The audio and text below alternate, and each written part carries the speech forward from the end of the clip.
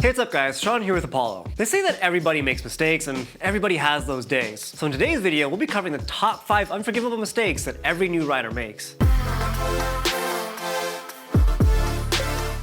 The first mistake that a lot of new riders make is simply not charging their scooter often enough. It's a classic misconception that because your scooter has X amount of mileage or speed advertised, then it should be reaching that amount no matter what. What a lot of people don't realize though is that as your battery capacity depletes, so does your performance. Because there's a limited amount of power that your battery can hold, as the battery drains, there is less power to, well, power your scooter. And because these are lithium-ion batteries, they don't like to be completely drained, as that will degrade your battery's overall lifespan. So it's best to keep your scooter charged between 25 to 90%. Conversely, new riders will often charge your scooter too much or leave it plugged in long term. Like we mentioned before, it's best to keep your scooter charged between 25 to 80%, but that doesn't mean you should be charging it every time it dips below 80. While our chargers do have an internal shutoff system to prevent the battery from overcharging, it's not completely foolproof, and leaving it plugged in for too long or charging it too often can overload your battery and degrade your battery's overall lifespan. So while it is safe to plug your scooter in overnight so you have a fresh, fully charged battery waiting for you in the morning, be sure to unplug it as soon as you wake up or once the charger light turns green.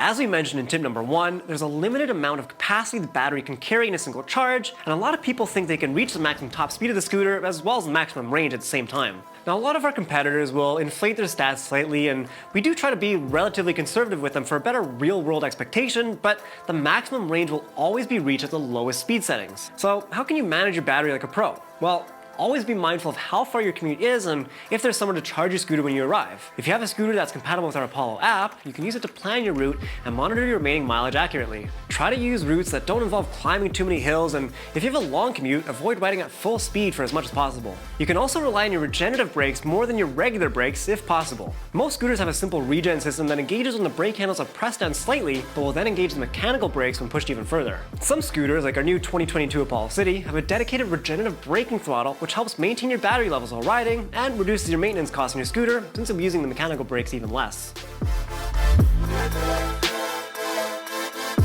The third mistake that a lot of new riders make is one that's pretty tempting, especially when buying higher end scooters like the Ghost or the Phantom. While these scooters do have robust suspension systems meant to handle any bumps on the road, they're not meant for doing stunts or repeated hard impacts. Even with the suspension system, riding off of curbs or jumps too often can damage your scooter rims, causing it to crack, which can lead to punctures and flat tires. A real scooter pro knows to take good care of the scooter and only uses it for its intended purposes. Remember, these aren't motocross or mountain bikes with 6 inches of travel in the suspension built to take off big jumps and drops. Leave the tricks and the S games to the real pros.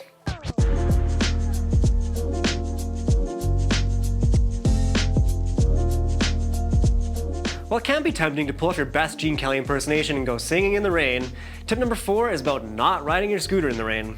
Sometimes it's unavoidable with surprise downpours in the middle of your ride, but if you know the weather is changing and rain's in the forecast, it might be best to leave your scooter inside. This is a question we get surprisingly a lot, and a mistake that many new riders make, asking if they can ride their scooter in the rain. First of all, you're open and exposed to the elements with nothing to cover you, so it won't be much fun to ride in the rain anyway. Even going 10 miles per hour in a light drizzle will get you soaking wet pretty quickly. On top of that, while most of our scooters and most scooters from other brands out there are around IP54 water resistant on average, no scooter is protected from water damage under its warranty. And what does IP54 water resistant mean? Well, this is actually 2 different numbers, and the IP means ingress protection, meaning the product in question can resist a certain amount of ingress or permeation. The first number in this example, 5, is related to solids and is protected from objects as small as dust particles from entering it.